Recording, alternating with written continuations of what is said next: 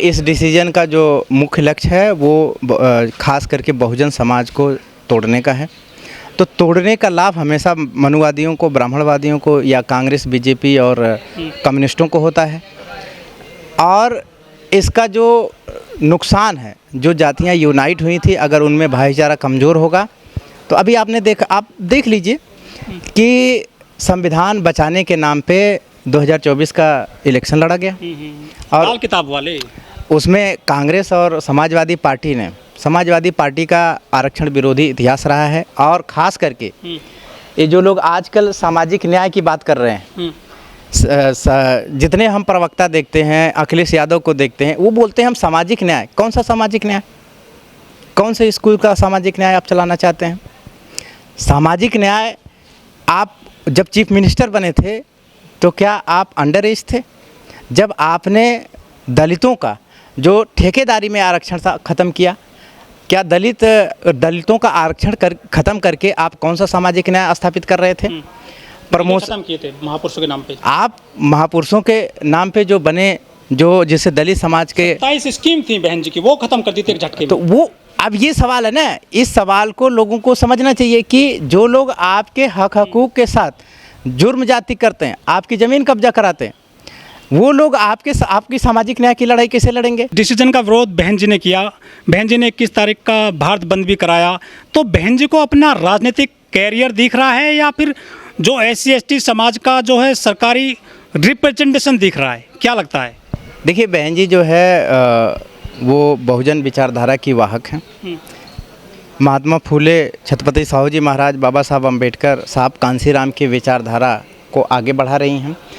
और इस देश में मान्यवर कांसीराम और माननीय बहन जी ने दिन रात मेहनत करके यहाँ हजारों जातियों को जोड़ा है, हजारों जातियों के अंदर भाईचारे का एहसास कराया है। तो जो आदमी जोड़ना जानता है, जब वो तोड़ता हुआ देखेगा तो ज़रूर वो उसके खिलाफ प्रतिक्रिया करेगा। और ये जो आप देख रहे हैं, ये जो जजमेंट है, क्या ये समाजों को जोड़ने का कोई मैसेज, पैगाम दे रहा है? तो जिसने जोड़ा है उसको दर्द होता है, दुख होता है कि हम जिस समुदाय को जोड़ के ताकत बना रहे थे, उस समुदाय को मनुवादी लोग कैसे बहुत प्लांट तरीके से तोड़ने की कोशिश कर रहे हैं। तो ये जो बात है ना, जो जोड़ता है उसको हमेशा समझ में आता है कि हम इस कितनी मुसीबत से इस समाज को जोड़ते हैं। जैसे बाबा साहब ने जो संघर्ष किया, जिसके कारण इस देश में खास करके बहुजन समाज को काफ़ी कुछ मिला, तो उन्होंने बोला ना कि मैं इस कारवां को बहुत मुसीबतों के साथ लेके आया हूँ। और उन्होंने मैसेज दिया कि इस मुसीबत के साथ लेके आया हूँ, तो इसको आगे अगर मत बढ़ाना तो पीछे मत जाने देना। तो वो उन्होंने संघर्ष किया था, तो उनको इस बात का पता था कि मैं क्या किया हूँ। देखिए, ये समझने वाली बात है कि जब हमें व्यवस्था कैसे चलती है इसका जब ज्ञान नहीं होता है, तो हम दूसरे की बातों के अनुसार अपने आप को चलाते हैं। जब कोई भी सरकार हो, अगर वो सरकार संविधान में विश्वास करती है तो वो किसी के साथ अन्याय नहीं कर सकती। अगर वो कोई भी वैकेंसी निकालती है, कोई भी सरकारी प्रयोजन करेगी, तो वो किसी भी समुदाय के साथ अन्याय नहीं कर सकती। अगर ऐसे में वो सफाई कर्मियों की भी वैकेंसी भरेगी तो समुदाय के सारे लोगों को उसमें रिप्रेजेंटेशन दिलाएगी। क्यों? क्योंकि ये कॉन्स्टिट्यूशनल है, ये लोकतांत्रिक है, ये सबका राइट है। आप किसी को स्पेशली उससे बाहर नहीं कर सकते। तो वैसे ही माननीय बहन जी ने अपनी पूरी ज़िंदगी लगा के इस समाज में जो जातियों में बटे हुए लोग थे उनको यूनाइट किया, उनका बहुजन समाज बनाया, उनको राजनीति में राजनीतिक गलियारों में घुमाया। आज पता है आपको, लोग कितनी पार्टियां बना के जो है अपने जाति की बात कर रहे हैं। आज आपको पता है कि लोग अपने किसी भी पार्टी के साथ जाने से पहले अपने जाति का हक हकूक़ मांगने लगते हैं। जो लोग कभी बोल नहीं सकते थे समाज में, गाँव में, आज वो लोग अपना हक हिस्सा मांग रहे हैं। वो किसके कारण मांग रहे हैं? क्या वो लोग बहन जी ने घर में नेता पैदा कर दिए?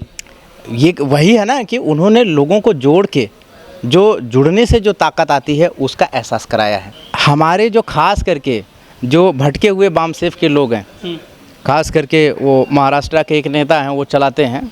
उनका काम है कि कर्मचारियों से पैसा वसूलना, चंदा इकट्ठा करते हैं, चंदा इकट्ठा करते हैं।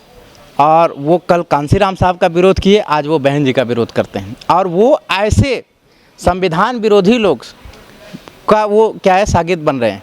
और बहुजन समाज के कर्मचारियों को उन्होंने स्पेशली लगाया कि आप जो है ऐसी पार्टी को वोट कराओ, और उसका नतीजा क्या हुआ, ये लोग जीते उत्तर प्रदेश में।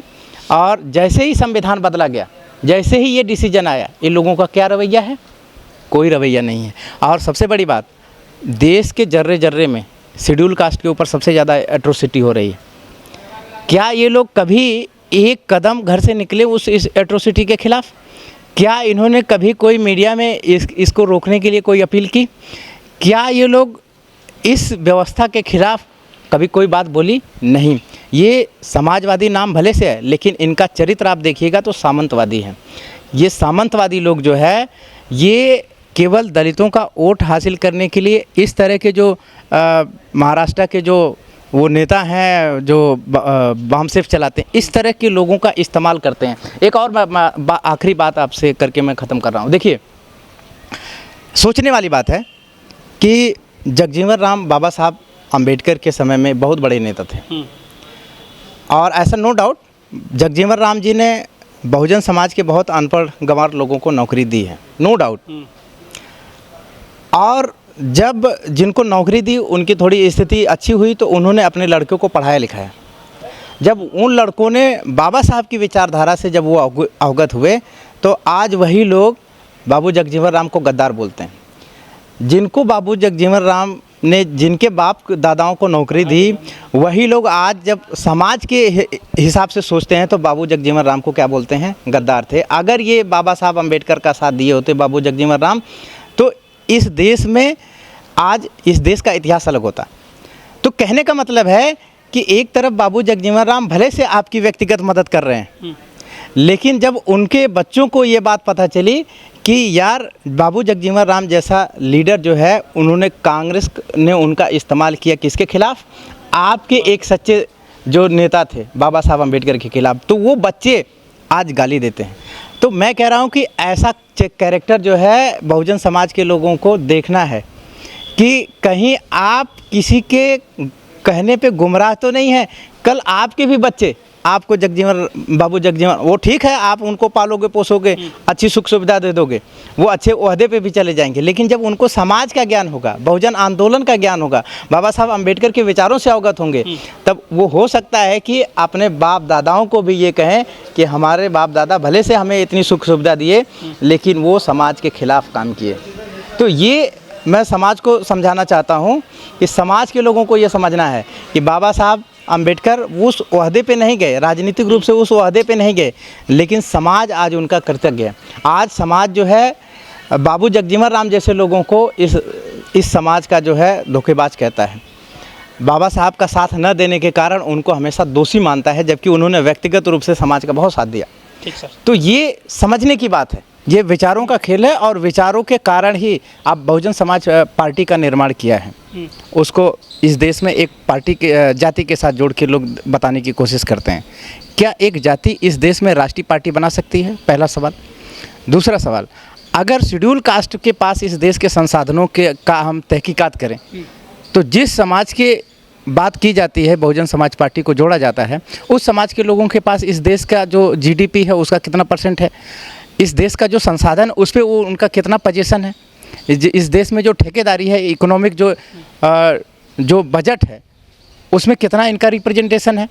तो अगर आप देखेंगे तो ऐसे समाज का कोई खास रिप्रेजेंटेशन नहीं है, लेकिन राष्ट्रीय पार्टी का नेतृत्व करते हैं तो वो राष्ट्रीय पार्टी केवल रिजर्वेशन से नहीं बनी है, वो विचारधारा से बनी है। हमको मायावती क्यों दिखती हैं? क्योंकि Mayawati is a symbol of emancipation.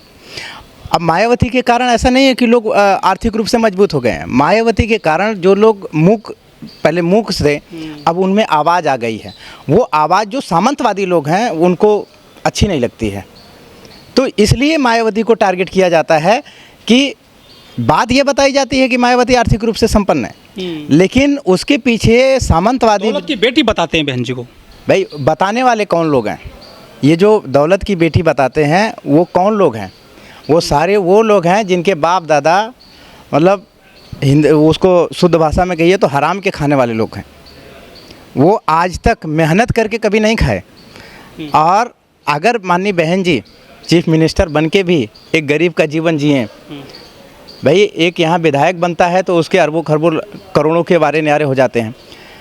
मैं ये नहीं कह रहा हूँ, मेरा कहने का मतलब है कि जो बहन जी के पास जो कुछ भी है, वो इतनी बार सांसद रही हैं, इतनी बार विधायक रही हैं, चीफ मिनिस्टर रही हैं 4-4 बार, तो उनको लोग किस तरह से पोर्ट्रेट करना चाहते हैं? मतलब एक चीफ मिनिस्टर, एक सांसद, एक विधायक रहने वाले व्यक्ति को लोग कैसे देखना चाहते हैं?